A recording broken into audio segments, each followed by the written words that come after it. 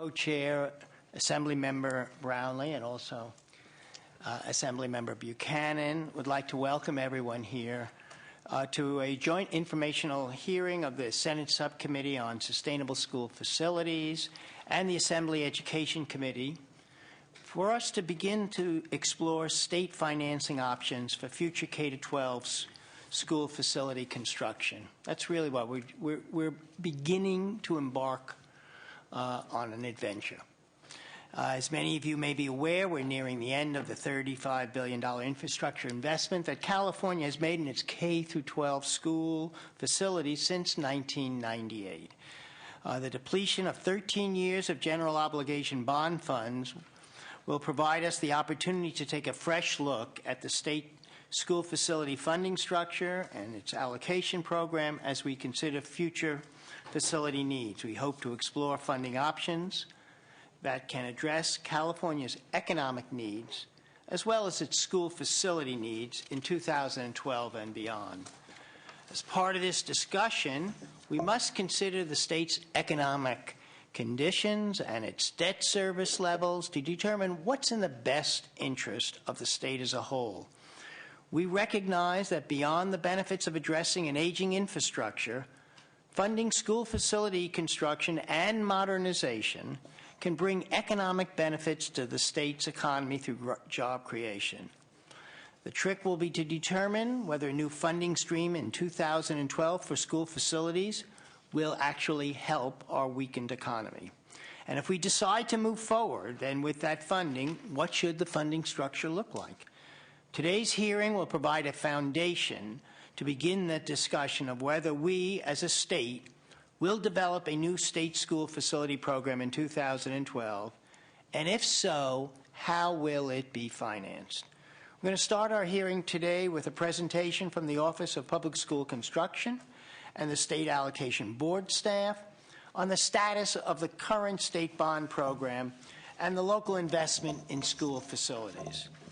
The Ledge Analyst's Office will then present on school facility finance structures in other states, as well as structures that have been utilized in California in the past that may have benefits for today's economy. We'll also hear from the Los Angeles Unified School District on the Los Angeles County Economic Development Corporation, and which shows the economic impact of the LAUSD facility bond programs. And I just want to say I'm under a little bit of time constraint, so I'm going to kind of move us along. I'd like to finish up our hearing today by about 3:20. And I think we should be able to do that by 3:20. So I'm going to ask Assemblymember Brownlee if she'd like to share her thoughts, and then also if Assemblymember Buchanan would like to say something. Thank you, Senator, and I'm happy to be here and have been looking forward to this hearing. I think, as many of you know, I think all of us believe that funding and investing in our school facilities is a great priority. We've made a lot of progress, but all of our kids need to be in classrooms that are functional and that motivate learning. Schools that continue to be overcrowded need relief to ensure that every child has a desk in a neighborhood school. Older buildings need to be upgraded to provide a safe and modern environment. And I think as we proceed here, looking towards 2012 and the possibility of a education bond, we have to also weigh the economic and political landscape, which I think really compels us to look at all options for financing, for school financing of facilities. And so I'd like to also welcome everyone to the hearing and really looking forward to the discussion. Thank you. Assembly.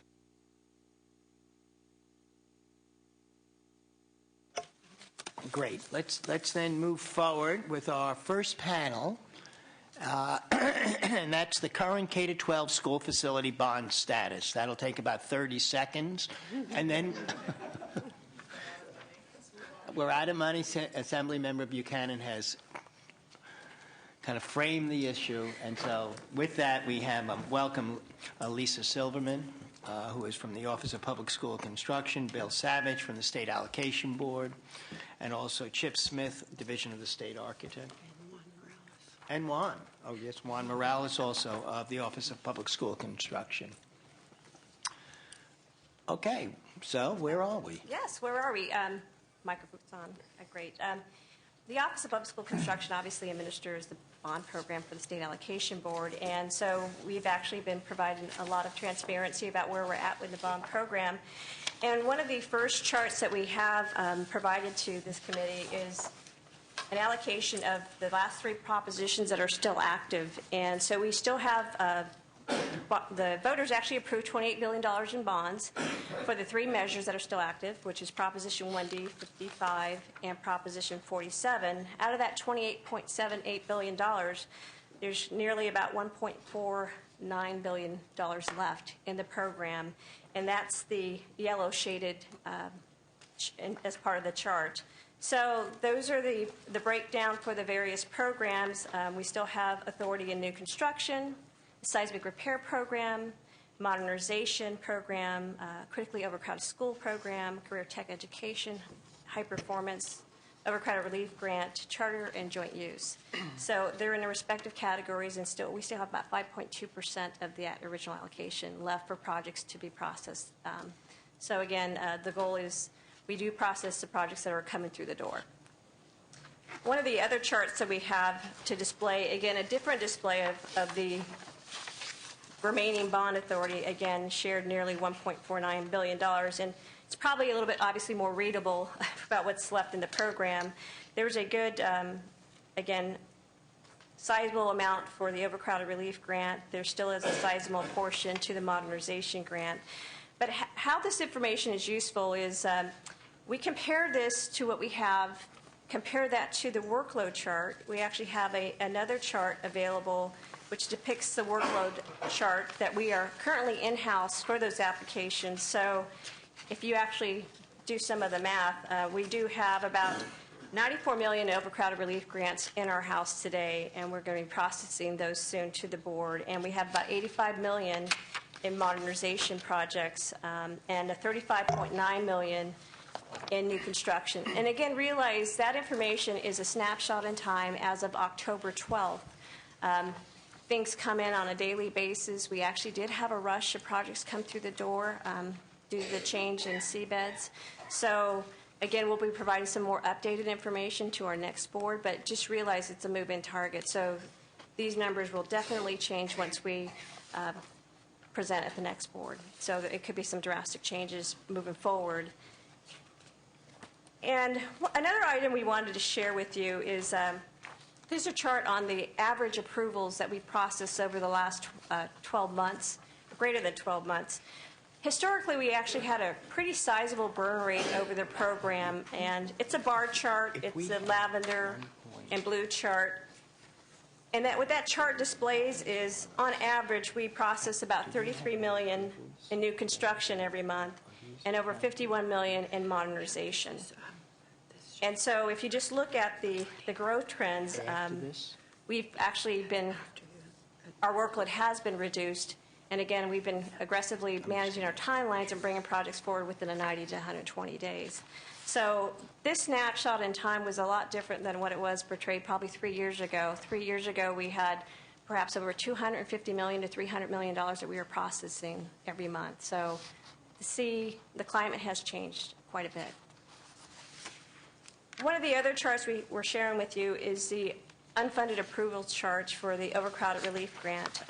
Going through the 8 cycles, we have an average of $78 million that we process through the 8 cycles. And again, we still have a significant amount of bond authority left, and understanding that there are 2 cycles that the board actually did adopt. So again, projects can move forward for a January deadline and again July 31st deadline. So there's 2 more active cycles. But these are just a synopsis of what we processed so far. Your next chart is our high performance. Again, we still have significant authority available for high performance, and we've processed about $540,000 on average, some of the high performance applications that come through our door. So you can see the trend line. We're hoping to see more of a trend line because we've actually expanded the regulations so we can have more participation. So again, the goal is hopefully see a different trend in the near future.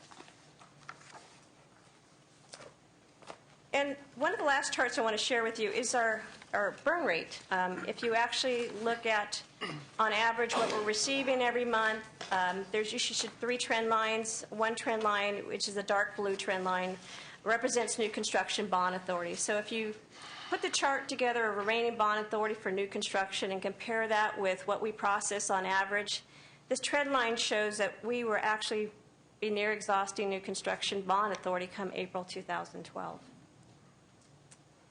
The other trend line we wanted to share with you is the light blue trend line is for modernization. We process $51 million on average every month, and if you took whatever was available in our bond authority, which is like $450 million, come August 2012, if we continue at the rate we're going, we're going to exhaust the modernization bond authority as well. We actually do have a red trend line we show currently, and the red trend line is if there is a possibility to have critically overcrowded school bond authority, the board actually did take some measures forward to actually plug in the projects that have the critically overcrowded schools preliminary apportionments. Okay. So they have until April 2012 to come in, and if those projects, if they don't come in with an application, then that potentially could lead into some additional bond authority being available for the State Allocation Board to transfer, which is potentially around $200 million. But then again, if those projects don't, if they actually come in, then we actually won't have any bond authority to potentially transfer. Again, that trend line will show if the projects don't come in, we will go through at least November 2012. Yeah, I have a question on some of the earlier. I want to go back. Sure. Okay. On the first slide, really, when there was a little over $28 billion, $28.7 billion of bond authority from the 3. And we've apportioned over 24, so that's out the door. That's out the door, correct. We still have unfunded approvals of $2.5 billion. And we have about 1.4 left, and then you showed us on the new construction, the unfunded approvals, how far back, where they are. And tell us why we have since we have the money, why we have so much unfunded approval. Is that we can't sell the bonds, or the bonds are not? Because that's going to tell us something also. Why do we have an unfunded approval list? And will you tell us how that relates to what we're going to be talking about? Well, we're in a different market. I mean, a few years ago, before the fiscal crisis, the bond had perpetual funding to fund the program. Right. So back a few years ago, when there were a state where we couldn't provide cash to the program, the board took action to continue to move the program forward and continue to accept applications and process those applications to the board absent of cash. So we created this new unfunded list. It's probably not the true unfunded list that has been represented in the past when we have no bond authority. Right. Right. This is a unfunded list because we didn't have the cash. To speak to the terms of, we did receive nearly $1 billion in the middle of October from the bond sale. So there's going to be a sea change because we're going to take nearly that $2.5 billion. There's some projects that came in with the certification period for priorities of funding. That was about $1.3 billion of projects that certified from this $2.5 billion that they can come forward in 90 days. So we're going to match that up with the funds that we did receive. So this chart will drastically change come December. So you'll see less shaded maroon moving forward. But then again, it's a moving target because every month we're still processing applications.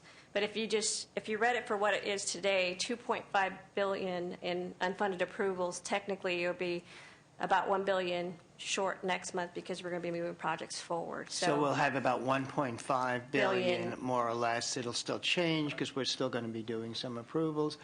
And when do you anticipate the next bond sale? That will be determined by Department of Finance, the Okay. administration. Do you have any, typically in the past, how frequently were there? Well, What? typically they've been bond sales twice a year. Last year we didn't have a spring bond sale. So this year we were fortunate to have a fall bond sale. So it's going to be determined by Department of Finance. Good. So, I just want to clarify. We end up with an unfunded approval list. One is because you potentially have more applications than bonding authority, even if you had current sales. Two, because we process on a continual basis, and we have bond sales twice a year. And three, because under the current economic climate, some districts are able to come in and participate in the 90-day priority funding, and other districts' needs potentially have changed, whether enrollment maybe is declining or dealing with their own bonding capacity with assessed values, and whether or not they're able to proceed with their selling local bonds, but they still stay on the list because they want to be in a position to come and request funding when the timing is right for them. So does that sort of summarize where we are there? That's correct. There's actually no requirement currently for those projects to move forward, even though the board actually did change a process initially in policy and then move forward with regulations to create a 90-day process. There's no incentive for those projects to move off the list. That's correct. Can I ask a quick question? Good. I just wanted to go to the burn rate chart, and just to make a clarification here, the red line is monies that are obligated. These aren't new monies. These are the conversion of the critically overcrowded school project. So really, just so that we're all clear, based on these projections, we're talking about new construction ending in April of 2012 and modernization in August of 2012. That's correct. Okay. And the other thing on the new construction and modernization unfunded approval chart, is it correct to say the submissions of applications have slowed down of late? Have we heard from districts whether this is because they don't have the need or they're facing other kinds of challenges that we should know about? It's unknown of why the projects aren't coming through the door. The majority of the program is a match program, so maybe there are challenges with that match requirement as far as why there is a dip into whether or not there is a need or not. I can't really provide you a clear response on that question. It's probably some questions from some districts that could share with us. Thank you. Good. Let's move on now. Our next panelist, Lisa, and thank you on this one. If not, Bill Savage. Thank you, Senator and Assemblymember Brownlee and Buchanan. I want to just give you a little bit of background on local funding and where we are in the state with local funding. And during yesterday's election, voters approved over $700 million in local school bonds, including $531 million in San Francisco Unified School District alone. And as you recall, in the 2010 election, there were over $3 billion worth of local funds approved by voters for school facilities. So there is a substantial amount of bonding authority at the local level. What is happening at the local level is that districts are facing the same challenges, if you will, the same wall of debt that the state is facing. And with the unprecedented declines in assessed valuation, areas of Contra Costa County had AV declines of over 20% in some cases over the last 2 years.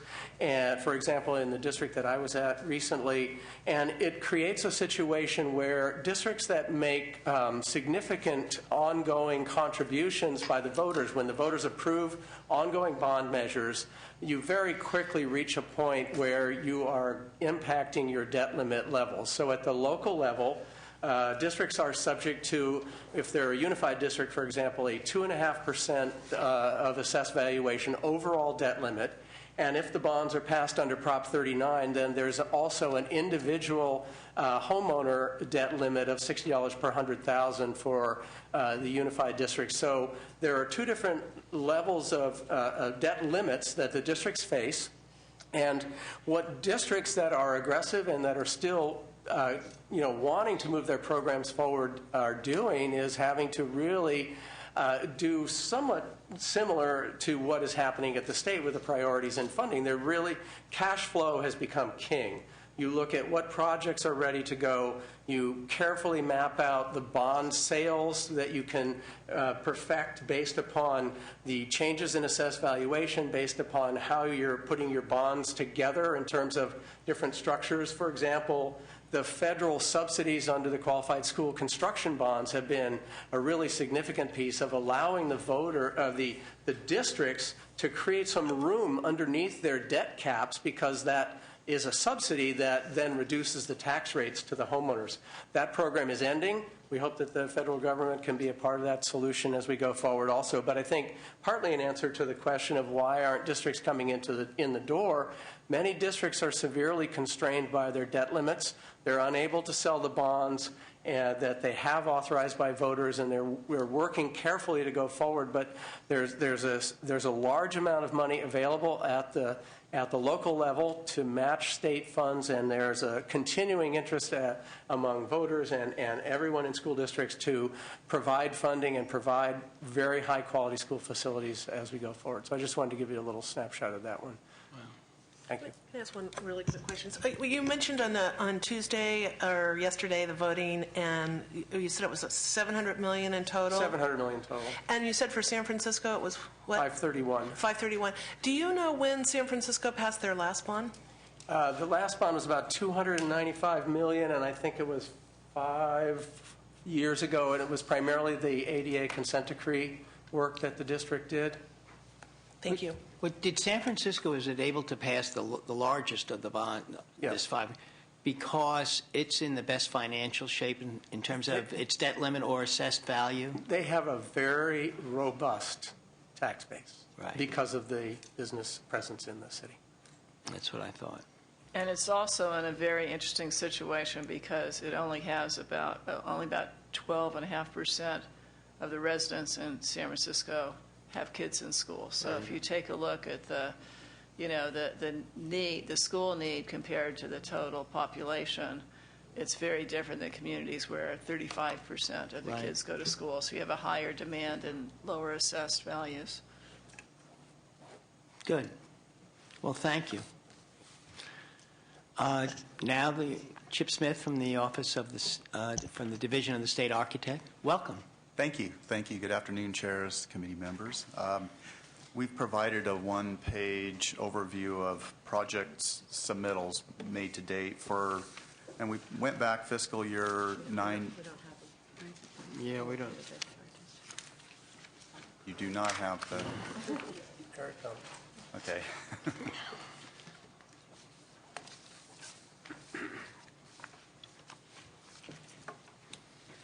Thank you.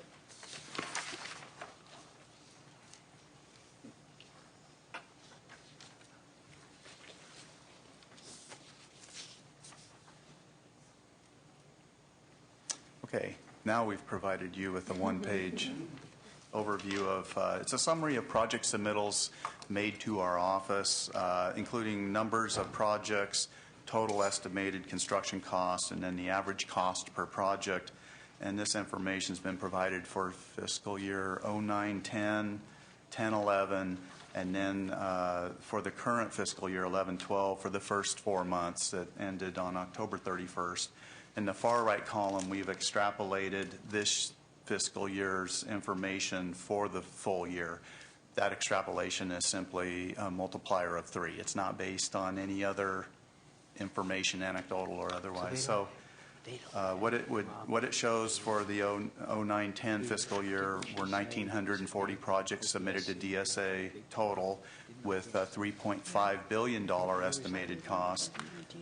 For fiscal year 10-11, about a 15% drop to 1,789 projects with a $3.1 billion total cost. And then for the current fiscal year, we have received 517 projects to date with a $1 billion total estimated cost, and we have projected that, as you can see on the far right column, to 1,551 projects for the year with a $3.0 billion value. So we would characterize our workload as steady at this time.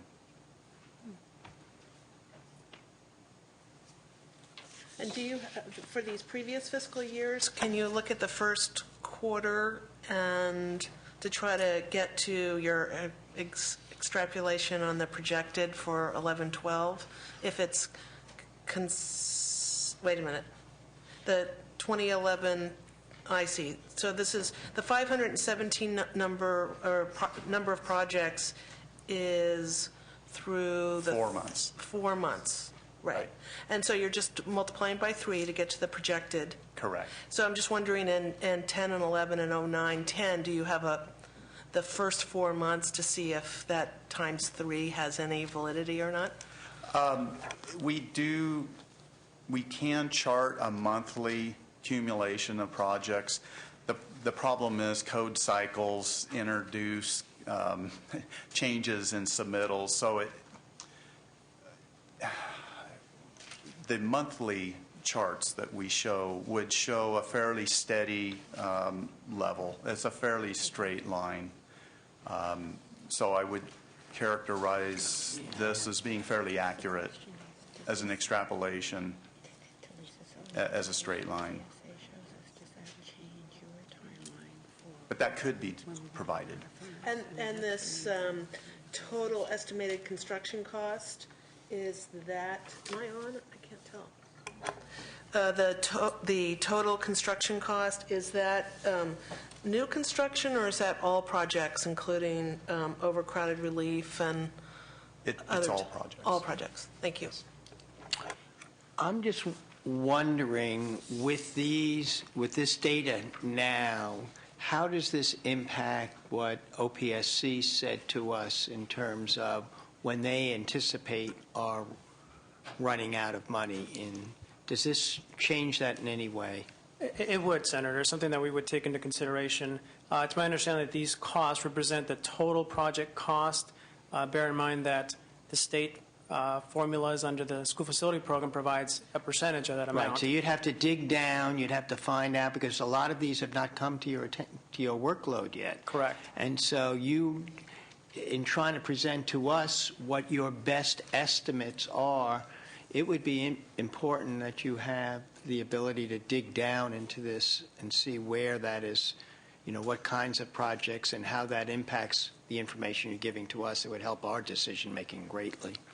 That's a good suggestion, Senator. Something we plan to work with the Division of State Architect to get better numbers. Good.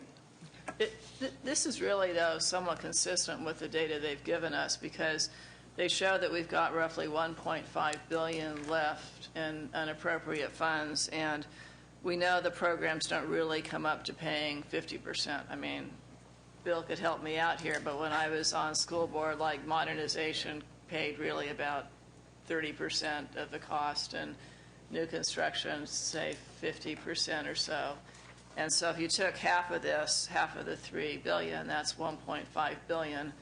And you take a look at what our capacity is, because some of that 3 has come to us and some of it hasn't. So with your estimates that we're going to run out, somewhere around, with the current rate, somewhere around April next year, even though we don't have that detail, it all pretty much supports the Right. fact I think that nothing is way out of line, but I would just like them to dig down a little deeper and tell us. I don't want any surprises. But I mean, we're just getting it from all different Right. directions. That's why you we're at the end frame here. this, we have no money. Right.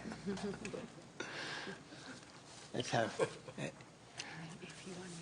Yeah, I was just thinking that, following up in terms of becoming more specificity, I'm just letting you know that in the future I'm going to plan to explore the needs of the aging school facilities more, and to ensure that we make sure that, we have we offer the same educational and environmental standards in aging facilities that we offer in our new facilities. And I know that we're going to be working closely with Superintendent Torlakson Department of Education on these concerns. I'm just going to let, and I'll kind of write up something, but as a foundation to that future discussion, we're going to need to know the ages of our school facilities in California. How many facilities really do need modernization? Do we have that information available? How would we get that? Even if I would imagine we don't even have any of that much of that information. So the process for me would be, well, if we were going to do it, who could help us get that information? I mean, if we don't have that, because we have no idea. I mean, what we're hearing was, I'm just telling you where I am is that. This is a pretty bleak picture. I want to know the condition of what we have also. I agree, because ultimately we're probably in a period where we're going to have more limited resources going forward. I mean, if you take the 3 bonds where we still have authority left and add 1A, which is now exhausted, that's $35 billion in a decade. We may not have that again. Mm-hmm. So I think, one of our major responsibilities is going to be to define what our priorities are and our needs, right. And make sure we're getting that money to the highest need areas. That's exactly right. I mean, no matter what we do, we're not going to be happy with it. I mean, no matter whether we do bonds or this, the size, we're not going to be all pleased at the end of the day.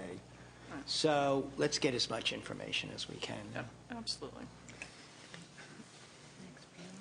Okay, that was great. Now we want to find out what our options are. We've heard the picture. You can be dismissed now. You didn't give us any good news. Now we want to hear the good news. What's good out there? What's going on? And Edgar Cabral of the LAO's office, you're going to tell us, Edgar,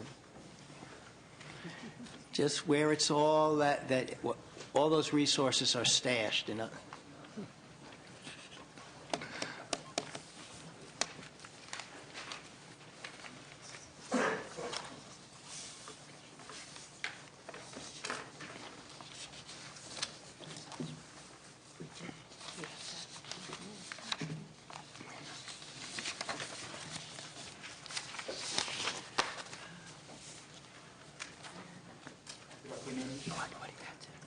Good afternoon, Edgar Cabral with the Legislative Analyst Office. I do have a handout being passed out, which I think everybody has received, that just outlines some of the basis of what I was going to go over today.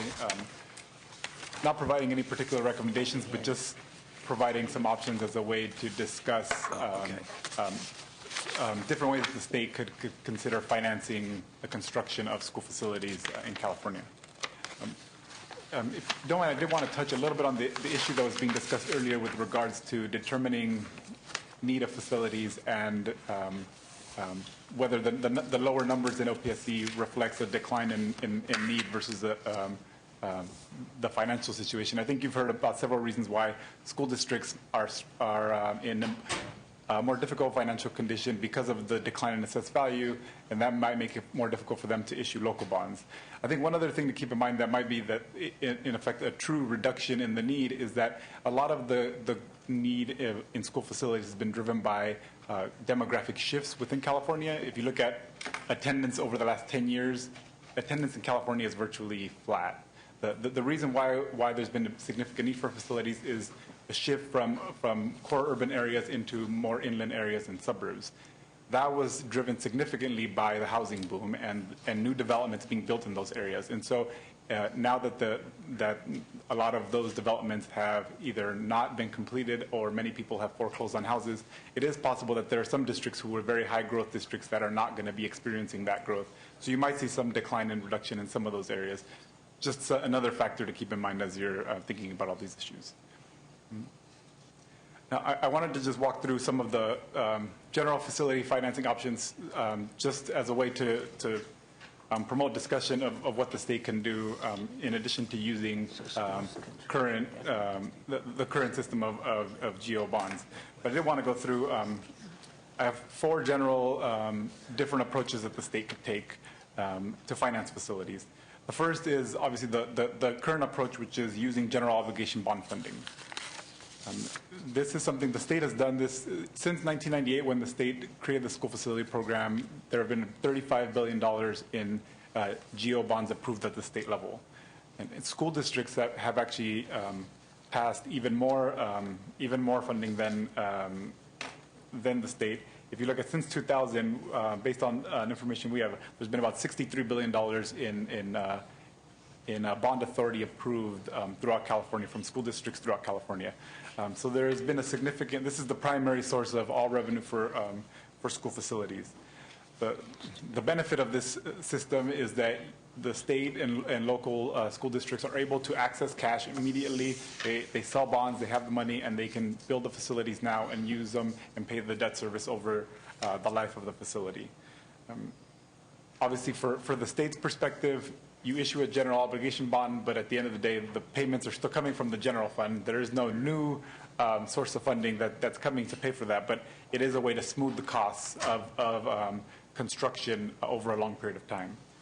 For school districts, they are actually going out and asking the voters to approve an increase in property taxes. And so for them, that is a new revenue source that they're able to use. And because of the rules passed in Prop 39, they need a 55% approval. So that's, since that change, it used to be that they needed a 2/3 vote, there's been a significant increase in school districts' ability to pass school bond measures.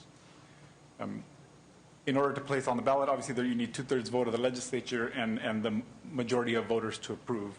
So you have a system where the general fund is paying, but it allows you to smooth costs over time and access a lot of money up front so that school districts can go out and build facilities now. There's also, there have been some discussions occasionally about using lease revenue bonds, for example, as opposed to general obligation bonds. Lease revenue bonds do not require voter approval. They do come with a slightly higher interest rate.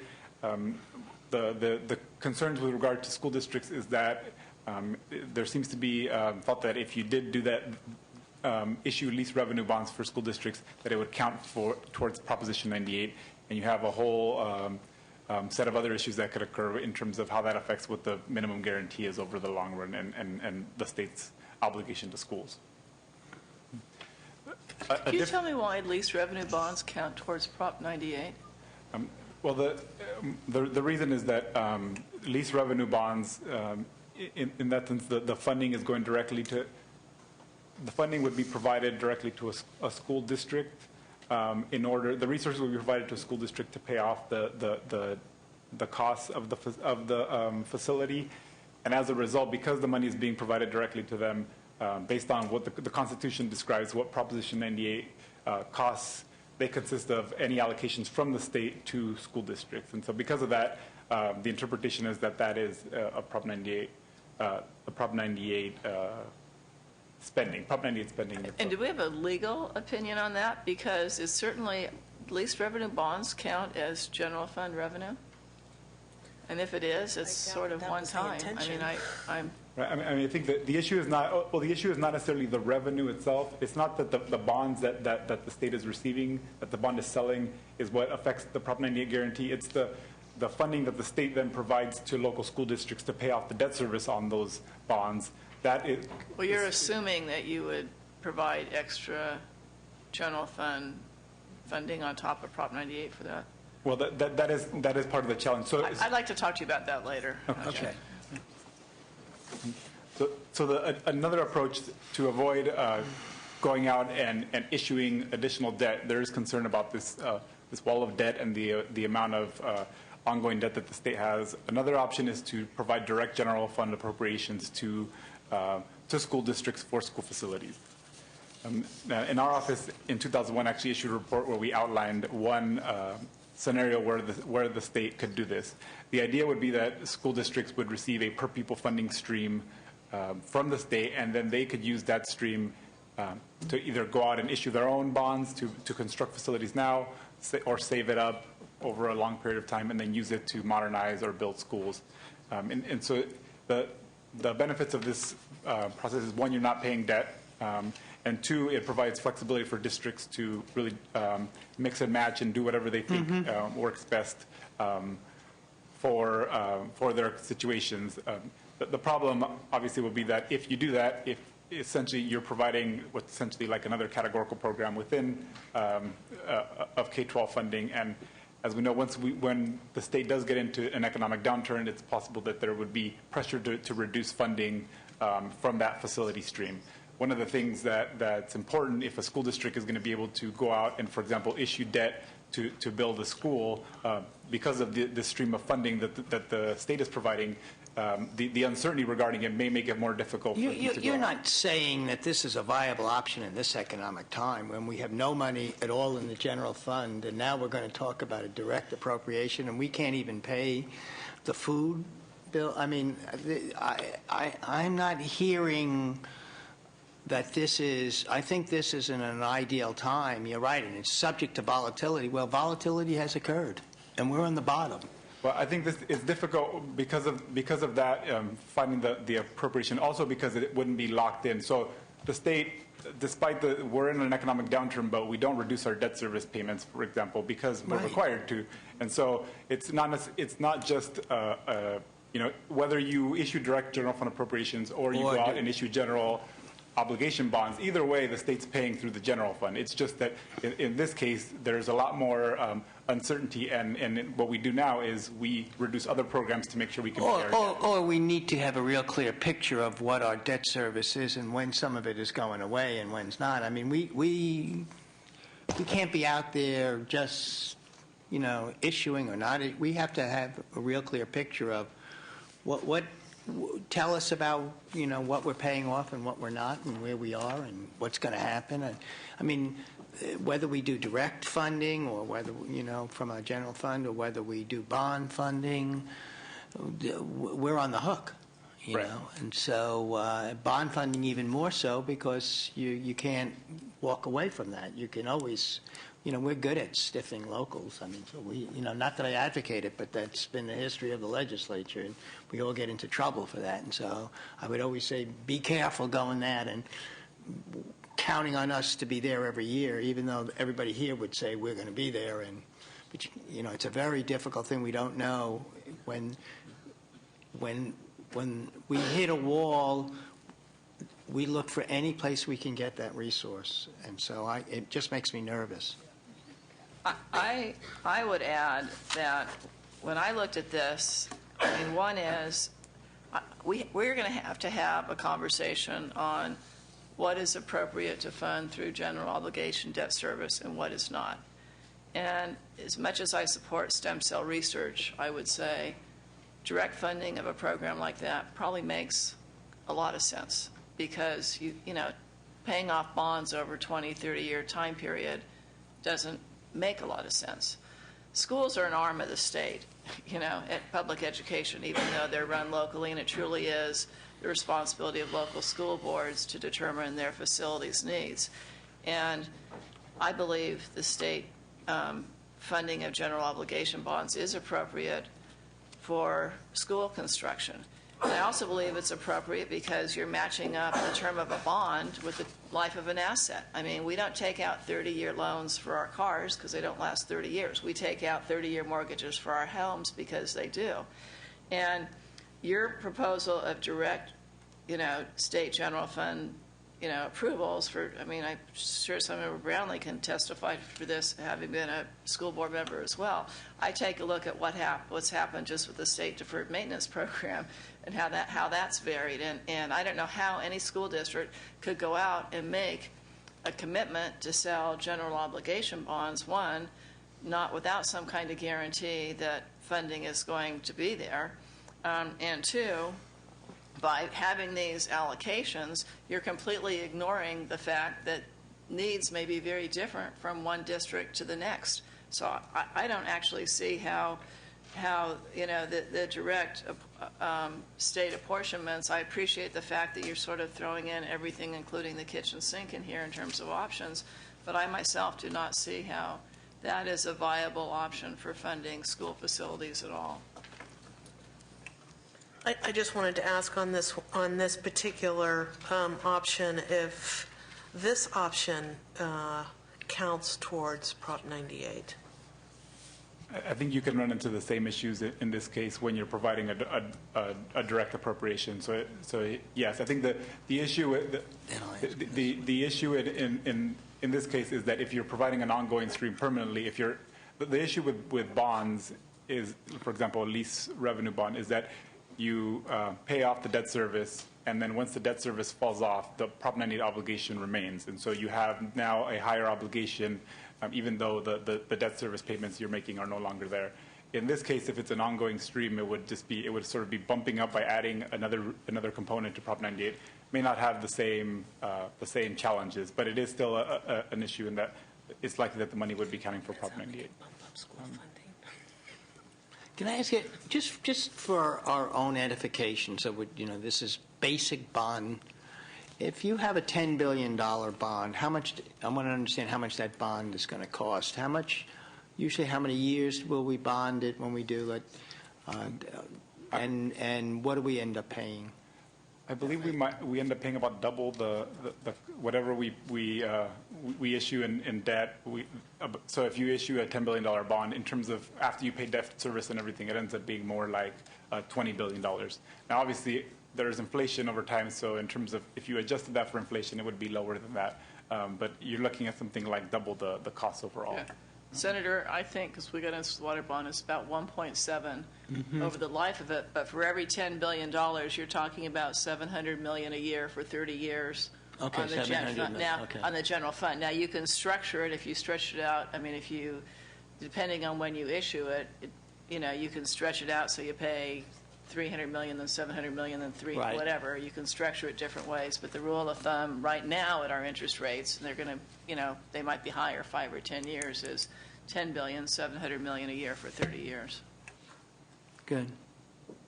And do we have any idea now overall, let's say we just heard about the 30, so I think it's now that we've appropriated, I think, the bond authority, we had $28 billion overall. How much we're paying in debt service for education, how much bond, what are we paying out of the general fund for educational purposes? And I believe right now the education portion is somewhere between $2 and $2.5 billion in terms of what we're paying these past few years. We've been paying now. Slowly, as we build, obviously, as we sell more bonds, that number will go okay. up. And overall, what is our overall?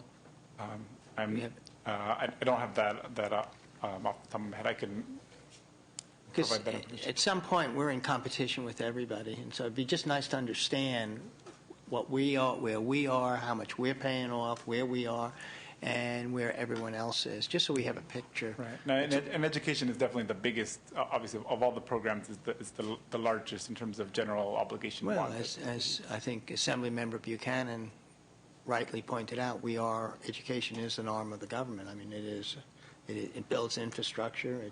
This is what the government does. So you're right, it would be a big. So I'd like to go on the next page. These are two other options that would not have as much of a general fund effect. In both the direct appropriation or issuing a GO bond years, the general fund is essentially on the hook for paying back, for paying the costs of the facilities. The first option here I provided is just something that actually the state did prior to Prop 13 in the 70s, which would be a revolving loan fund, essentially, so that rather than providing grants, the state's actually providing loans to school districts for the construction and modernization of facilities.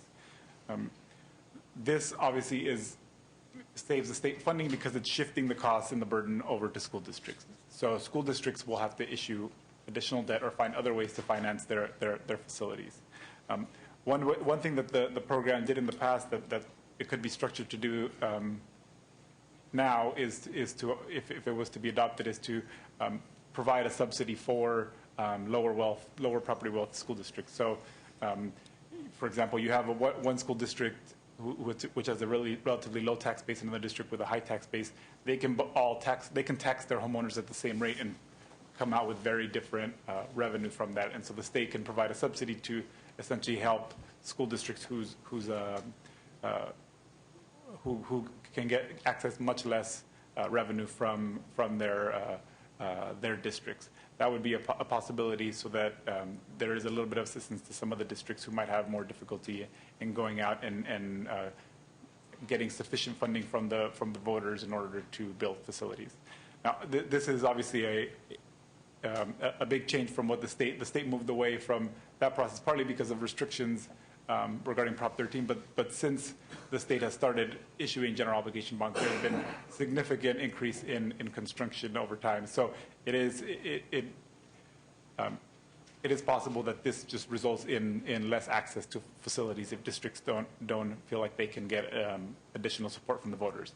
Now, that being said, districts have been very successful in the past in having local school bonds. I believe something like 83% of school bonds that require 55% vote have been approved by voters statewide. So there is some success in that case, and those bonds are backed by tax increases essentially at the local level, but it is essentially a shift of the cost.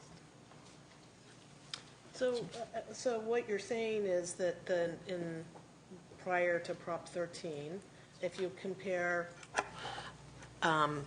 doing GO bonds as we have done of recent and going back and looking at this program prior to Prop 13, we weren't building as much under this program than we were when we decided to sell bonds and under our current program. I think there has been, I think I would say that I'm not sure I could say specifically schools were being built, but in terms of what local voters have issued in terms of in terms of local bonds, I think there's been a significant increase. So I think that there has been a significant increase in school districts issuing bonds, because they have this match from the state that is almost an incentive for them. If we did this, if the state just got into loaning and rather than providing direct resources and put it back on the local, how would that affect the things that other sources of revenue at the local level, like developer fees, or how would something like this impact?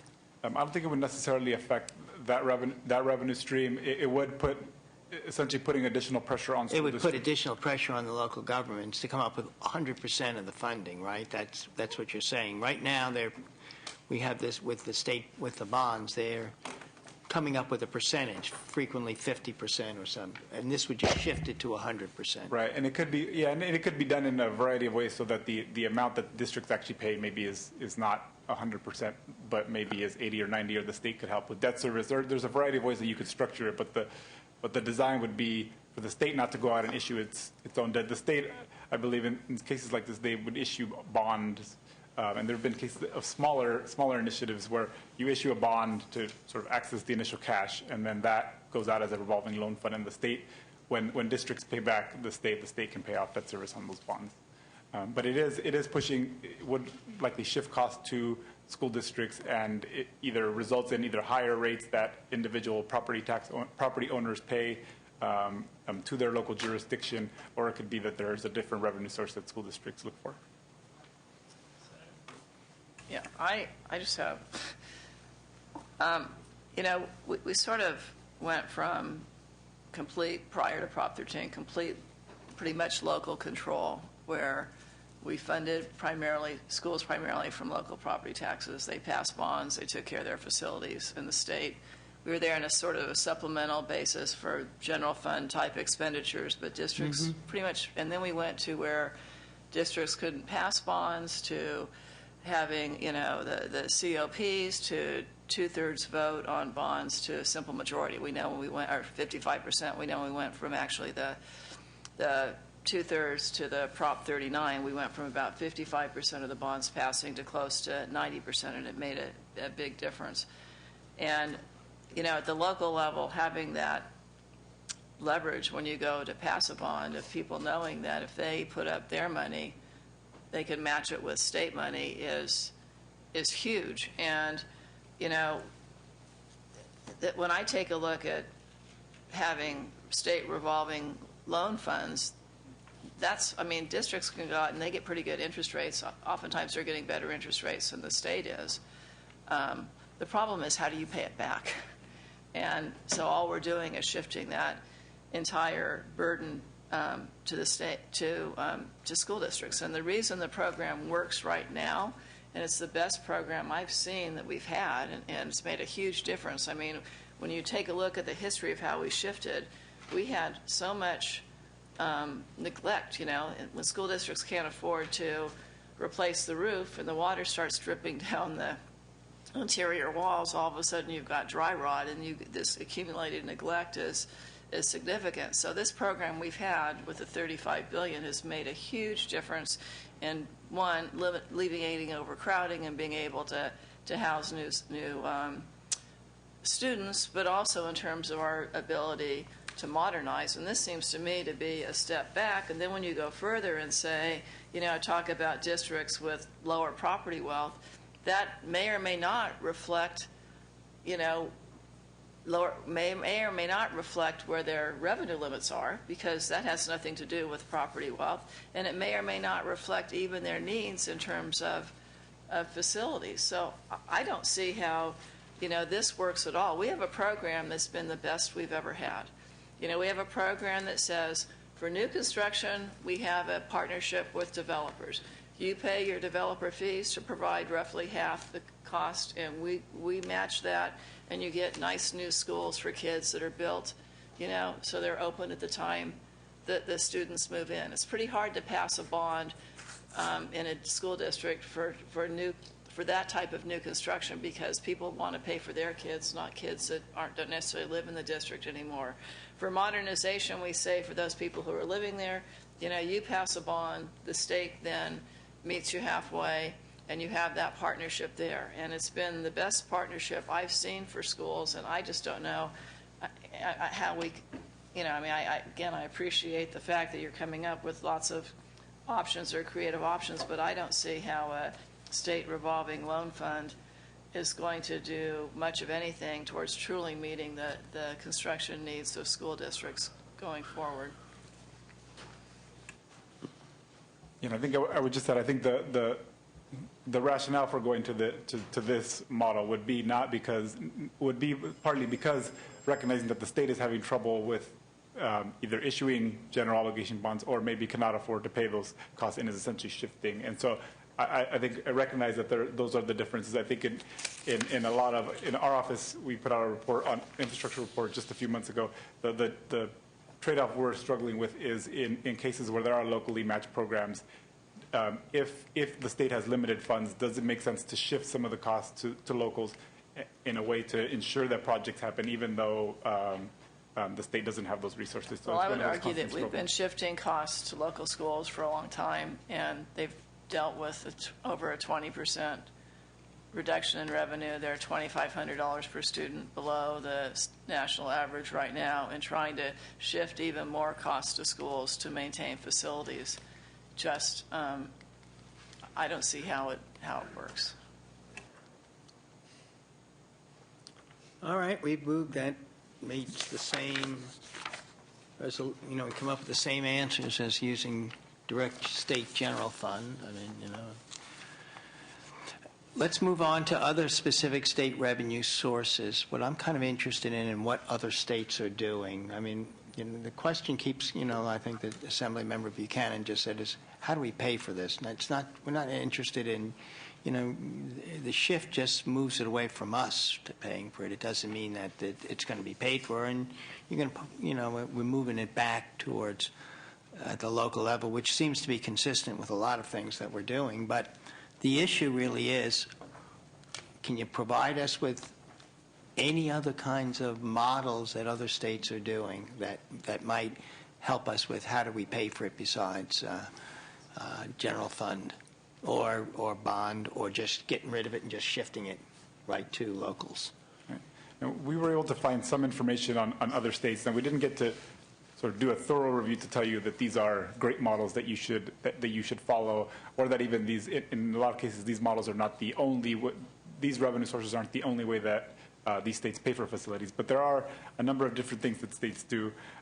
There are a few that have a specific sales tax increase that's dedicated to school facilities. Most of these are all some type of tax revenue or other state proceeds that are set aside specifically for facilities. So, for example, sales taxes. Also, there are some tobacco taxes in some states, or even some settlement money that they have from a tobacco settlement that they've used for facilities. The other The other common one has been lottery proceeds, and we have something similar, but the funding is obviously it's specified. Part of it is general purpose, part of it is specified for instructional materials. So we have something similar, just it's a non-facility side, and then other gambling proceeds that other states have. So there are, I mean, with this kind of thing, you could take a variety of options. This could be something that would be a surcharge or an increase on any of the numerous taxes that the state has. But that would be set aside specifically for facilities, or if you wanted to be broader about other capital costs. Obviously, that requires getting sufficient two-thirds vote to increase the tax, but it's an option that other states have done in order to find a dedicated stream of facility funding. Do usually other states, is it always an increase in it?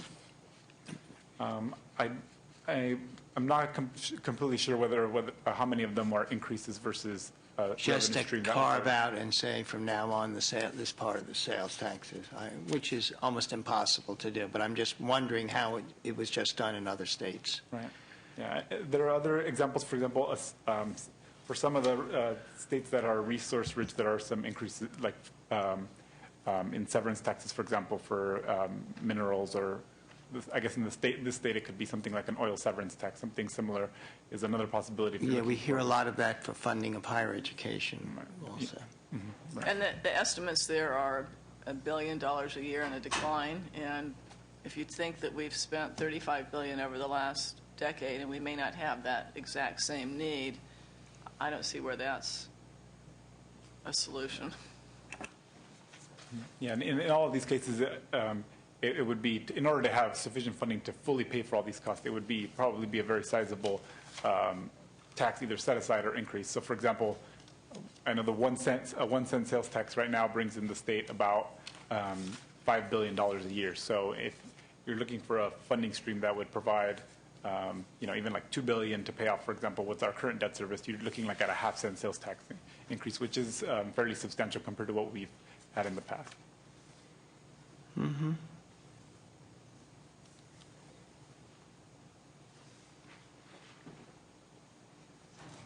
You know, it's interesting. I'm just going to ask the question. The question that I'm asked the most is, and everybody is still not sure why it happened, but, after all these years, people are still convinced that the lottery was supposed to pay for all of it, and they still say. So how much are we getting from the lottery? And the lottery proceeds are somewhere between 1% and 2% of school district revenues. So it's a fairly small portion of funding for them. Obviously, it helps. I don't think anybody's frustrated that they're getting the money, but it's not something that's sort of making up for any of the, for example, significant reductions that may have been made over the past few years. Yeah. And in addition, I believe that for several years, lottery proceeds were on the decline. I haven't seen the recent years, but they weren't necessarily a revenue source that was growing significantly. I'm not advocating the lottery, but I am always asked that question. No matter where I go, I'm asked that question. And it seems to be pretty constant over the years. Everyone still. Yeah, I think that. What about things such as? Well, I don't know if you run into the same kind of, if you increase, let's say the state had an infrastructure bank, but then somewhere somebody's got to pay for it. It's got to be paid for, and that's the problem.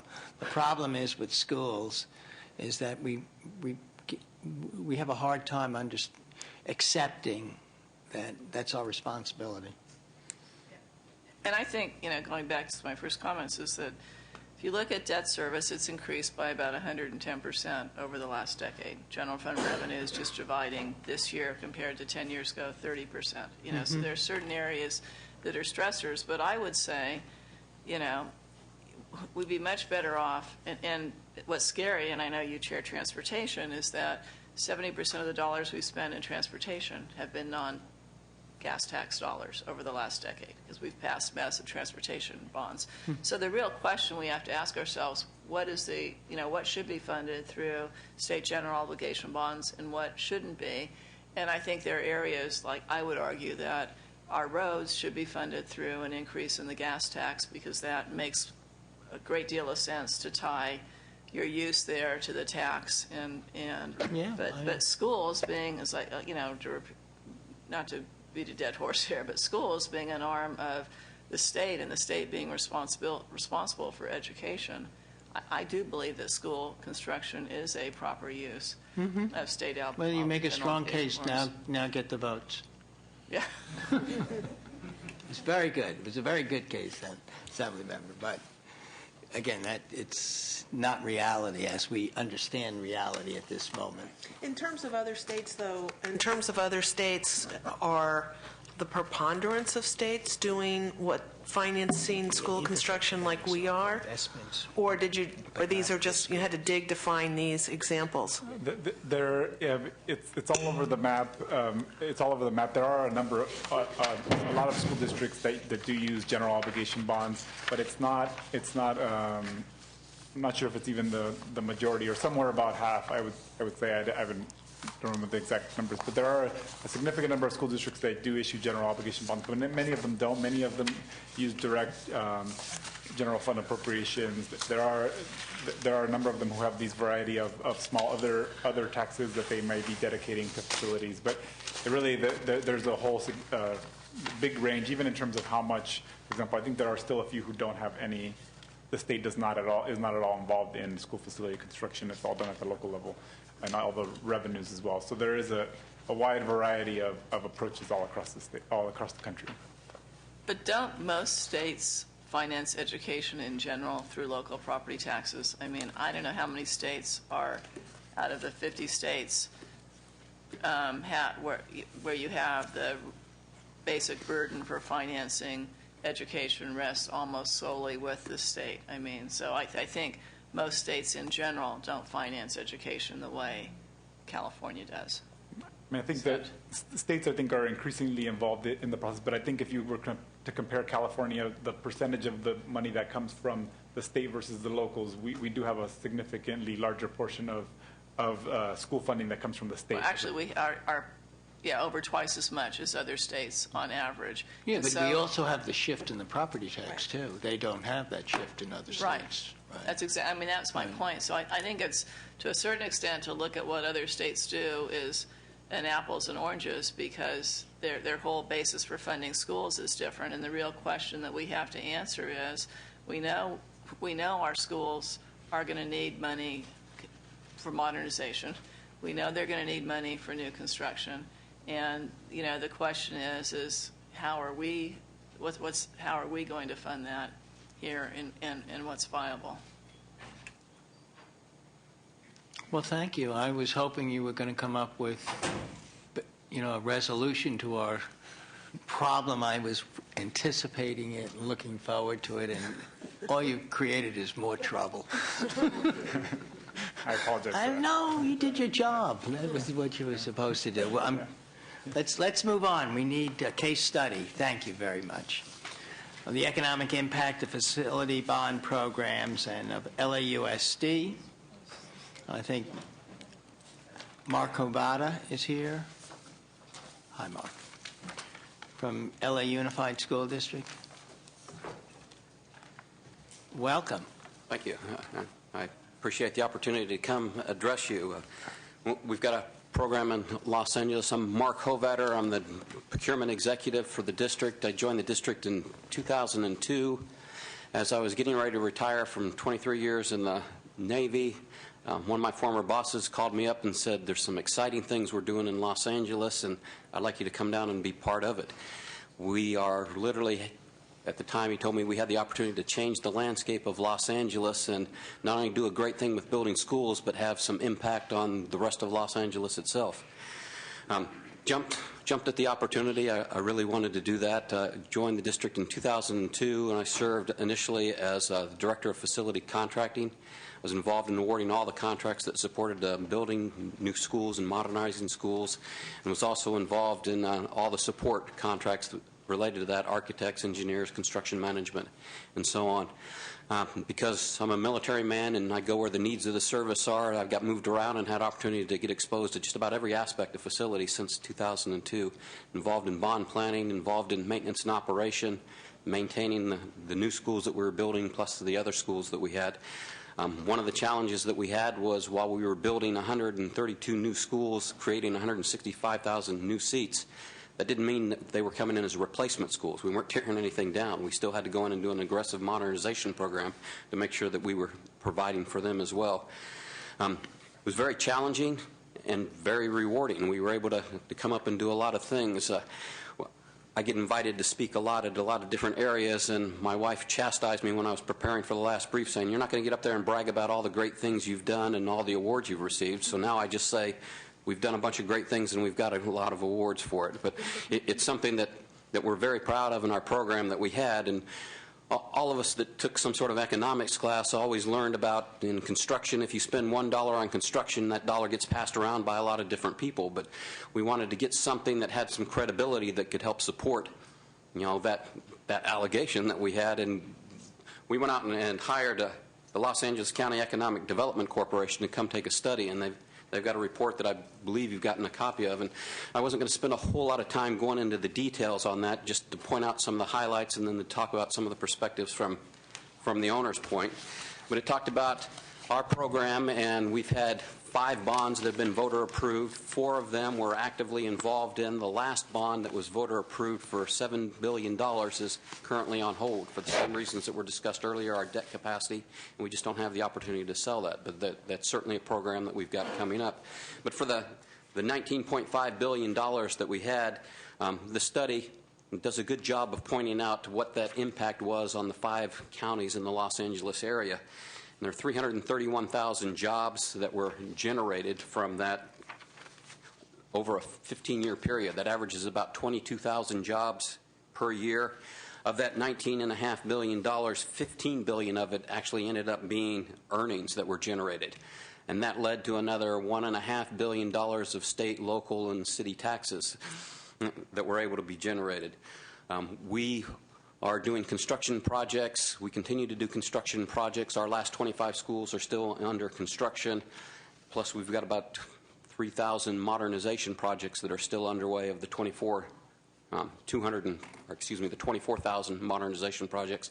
So there are a lot of people that are losing opportunities to do construction in other areas of Los Angeles that they're coming to the district. People that were involved in private construction now are looking more and more to public construction and trying to participate in our program. One of the things that this report pointed out was that of this 331,000 jobs, about 1/3 of them are the standard jobs that would be related to a construction project. An example of a typical construction project, to build a high school was approximately $107 million. That generated 2,600 jobs that were spread out over 32 different trades.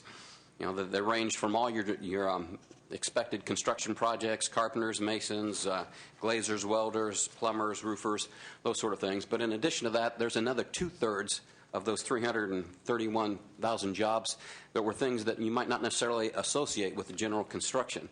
And the report did a good job of highlighting those areas. They involved different support areas such as real estate. In Los Angeles, you can't build anything without tearing something down first. So we had a lot of people that were involved in real estate, not just in us acquiring land, but sometimes occasionally we had to displace some people, and they were involved in going out and finding new places for them to live.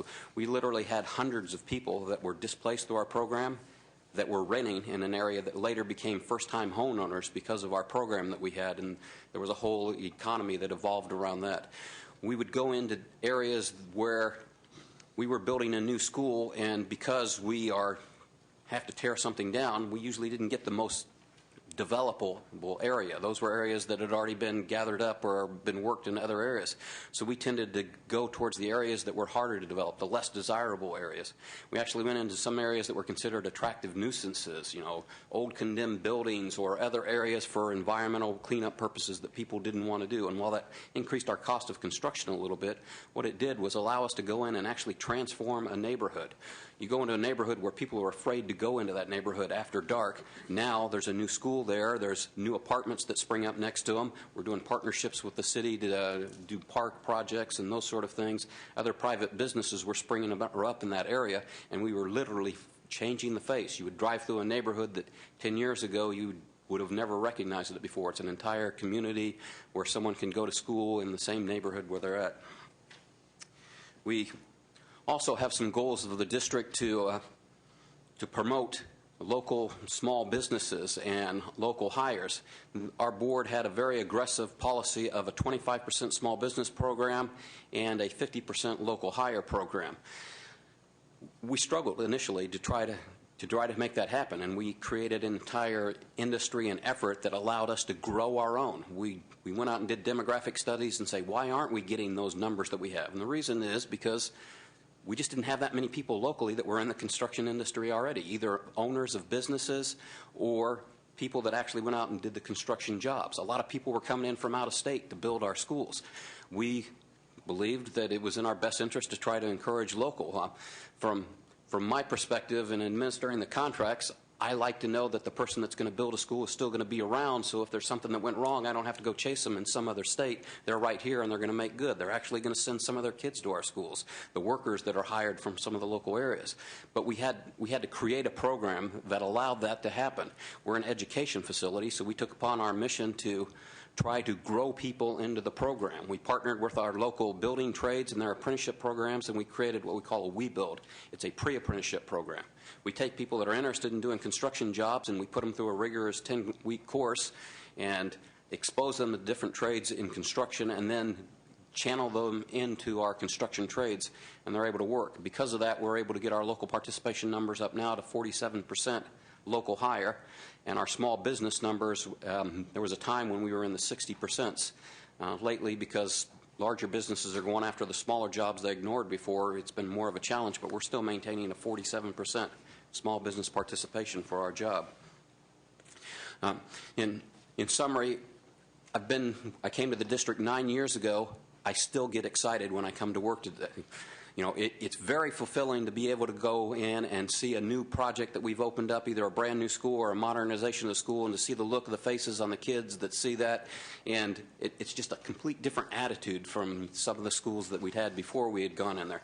And that in itself is very fulfilling. But I'm also able to drive through the neighborhoods. I live in Los Angeles and pass by many of the areas where we've built schools, and just to see the transformation of the neighborhood and people that are out, you know, walking kids and dogs in the neighborhoods and going through the facilities that we have, and to recognize the impact that we're having and the lasting impact that's going to last for many years to come after that. It's very fulfilling for us, and I think it's something that I'm very proud to be part of. Well, thank you. That was exciting. It was a time of great challenge and great growth that occurred. As someone who has part of that district and watched that occur down around the Southgate area, it was very exciting. Are there other questions or anything? Well, I'd just like to, congratulate you too on the work that you have done over the last decade or so, maybe, and because it is extraordinary, and I know that LAUSD has done a tremendous amount of building and modernization, and the awards that you have received are duly worthy of receiving those awards, and I think in large part there's a lot that we all can learn from the program that has been underway at LAUSD, and particularly the apprentice programs and trying to keep things local. And this data, too, is, I think, very reassuring I think it helps to end this hearing on a more positive note because of what is the economic benefits for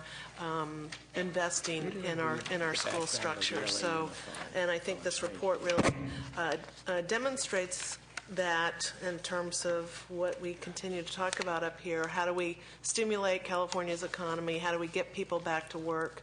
How do we create jobs? And as this report points out, it not only creates construction jobs, it creates many other types of jobs and other industries. So I think that's it's a very good way to, in terms of our last testifier in this hearing, as to end on that kind of positive note. I do have a question or two. I think you've given us a really a great picture of where you've been. I'm kind of interested in where you're going now. You said you weren't able There's the recent, you still have some monies that are available in bond funding, but you haven't, because of your debt limit or the ability to sell the bonds, you have not sold that bond. That's one. Also, I wonder, I think in some of the data that we looked, we saw that you gave the district is the second largest as of 2008-9 data in the nation at 688,000. Is there declining enrollment or raising enrollment? And when this project started, there was great anticipation of great growth in enrollment.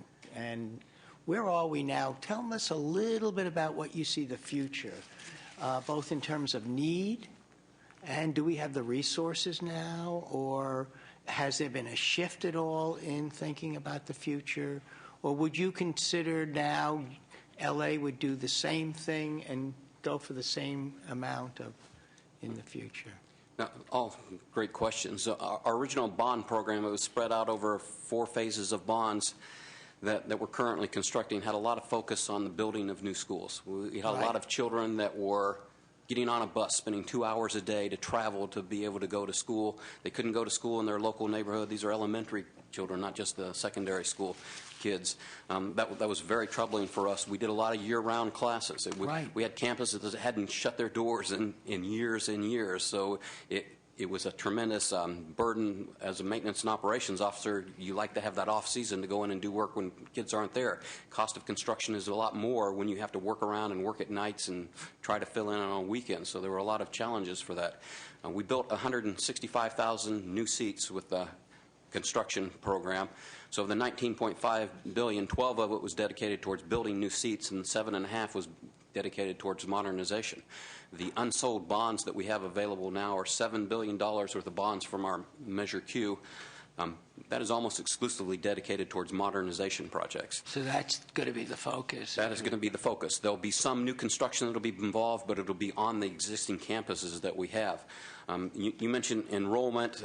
We certainly have experienced a decline in enrollment, considerable magnitude, and we've been challenged many times of why are we still going forward on the construction that we're doing, and why are we still building all these new schools if our enrollment has declined by 30 or 40,000 children over the last 10 years. Why would we continue to do that? One of the things that few people understand is that as of 2 years ago, when this report was written, 1/3 of all of our classrooms were in a portable temporary classroom. Right. Some temporary classrooms that had been a trailer that we put on a playground 20 years ago. So there's a definite need. We're working hard to try to eliminate those. The new construction that we'll do under the project will not be new construction of a new campus, but to reclaim some of the playground and green space that we had and build a 1 or 2, 3-story building addition onto the existing campuses and get rid of all the trailers. We have a school that we're working on now, Dorsey High School, that when it was built was an award-winning campus for its design. You would have never known that to look at the campus. We dropped a little building here or a trailer there or something there. There was no continuity in the campus, and as part of this modernization program, it's going to go back to the original award-winning state, the school that the community is proud of, an example of what we set. Certainly a lot of challenges with maintaining. My hat with maintenance and operations really gave me a great experience and appreciation of the things we're doing. One of the biggest tragedies we'll have is we spend all this money and we build new schools and we don't spend the money that we have to maintain them. We had discussions before about maintaining these schools, and if you don't spend the money now, it's going to cost a lot of money later. That $7 billion that we have on hold is not going to be worth as much as we thought it was going to be when we got the bond passed, because we're going to let things deteriorate for another 3 or 4 years before we go in and change them. We're going to spend a lot of time fixing structural things that we wouldn't have had to have done before. It's not just a roof. Now it's the roof and it's the members and the insulation that's gotten damaged and those sort of things. So it's certainly challenging times that we have. The need far exceeds that $7 billion that we have right now. Do you know what your need is in terms of dollar? We've done a lot of projections on that. We think there are, based on our anticipation of the enrollment trends, obviously if it continues to dramatically decrease, it might potentially change as we close some campuses. But we think there's a $40 billion need based on us maintaining what we have right now at the poor condition that it's in now. If we let it slip from poor to uninhabitable, then certainly the cost is going to go up dramatically. Assemblymember Buchanan. Yeah, I just want to thank you for sharing the report. And one of the things you said that I think is critical for everyone to understand, I know that probably the people here all believe it, and that's the ability of schools to transform communities.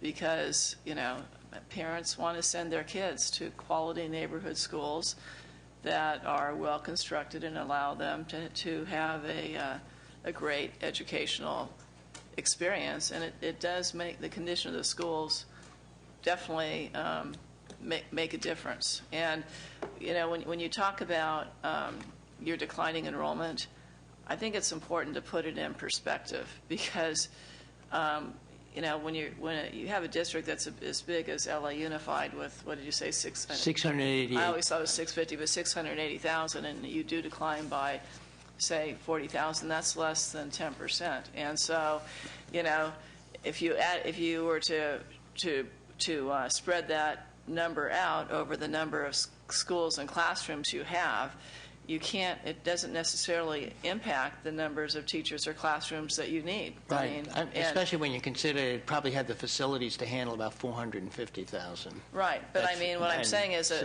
if you have a school that even has 600 students and goes down by 30, that might be 1 or 2 students per classroom, and that's not enough to actually close a classroom, so it doesn't necessarily affect your overall facilities need. And it's one of the reasons we allow eligibility by high school attendance area, because you may have your growth in one area and declining enrollment in another, but you can't there's no way to get kids from one area to the next.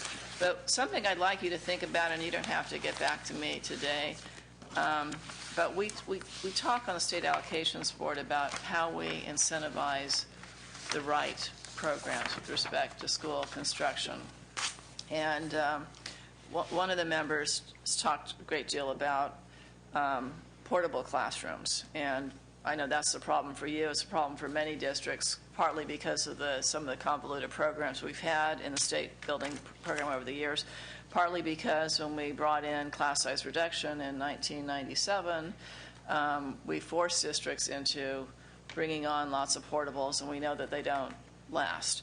So we've talked about, should we have the same new construction grants for portables as we do for, regular construction? But I would love at some point in time, and like I said, we don't take it today, but just to have your thoughts on how do we incentivize the right kind of construction. I believe we're better off with stick-built than portables.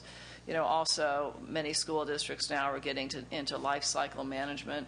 I know our district looked at, it's cheaper to, even though it costs a little bit more money, it's cheaper to invest in metal roofs than, the tar and gravel or others, because they last longer.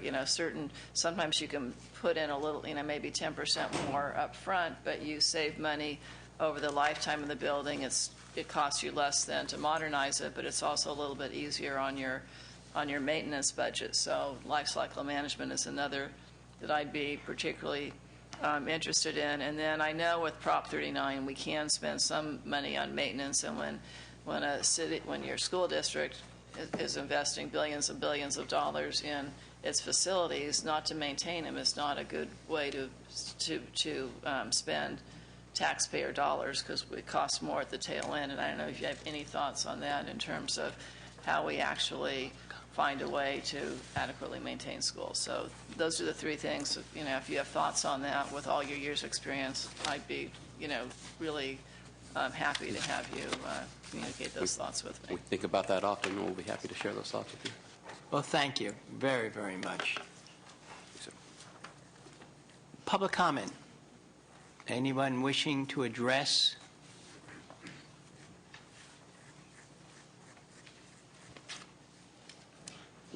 The committees.